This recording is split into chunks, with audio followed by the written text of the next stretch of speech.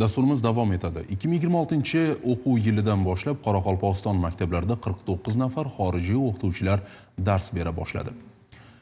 Bu tashabbus ta'lim sifatini oshirish va xalqaro tajribani joriy etishga xizmat qilmoqda. Hozir shu haqda 2025-2026 o'quv yilining 3-choragidan Mo'ynoq tumanidagi 2-sonli umumiy o'rta ta'lim maktabida ingliz tili fanidan dars berishni boshlagan Nelson Nibin bundan oldin Buxoro viloyati Olot tumanidagi maktablarda o'quvchilarga saboq bergan. 4-son maktabda o'z faoliyatini boshlagan Hasni Hamza esa ilk bor O'zbekistonga tashrif buyurgan. I have been teaching English language and literature for more than 15 years.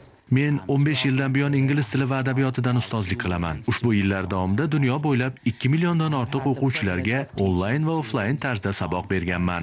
Magistratura diplomi hamda TOEFL sertifikatiga egaman. Ilgari hech qaysi xorijiy davlatga borib ustozlik qilmaganman. O'zbekiston bu borada men uchun tajriba maktabi bo'lyapti desam adashmayman.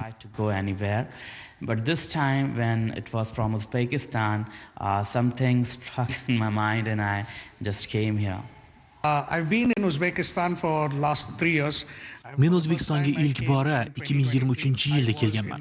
O'sha paytda Buxoro viloyati Olot tumanidagi maktabda ishladim. 2 yil faoliyatim davomida o'quvchilar bilan birgalikda o'qituvchilarga ham ingliz tilidan dars berdim va ularga sertifikat olishda ko'maklashdim. Ikkinchi manzilim bo'lgan Qoraqalpog'iston Respublikasi Mo'ynoq tumaniga hozircha 1 yillik shartnoma bilan kelganman. Agar tuman maktablarda menga yana talab bo'ladigan bo'lsa, shartnoma muddatini uzaytirishim mumkin.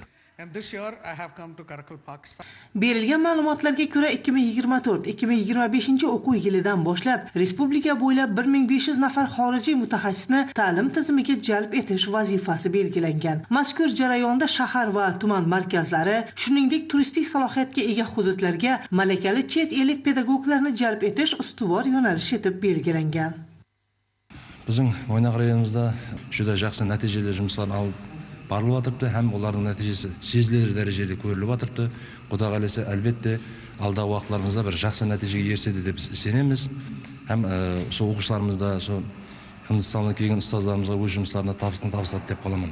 Qoraqalpog'iston Respublikasi Maktabgacha va Maktab ta'limi vazirligi tomonidan 2025-2026 o'quv yili uchun til egasi loyihasi doirasida 98 nafar xorijlik o'qituvchi uchun buyurtma shakllantirilgan. Hozirga qadar ulardan 49 nafari Qoraqalpog'iston Respublikasiga yetib kelib, o'z mehnat faoliyatini boshlagan.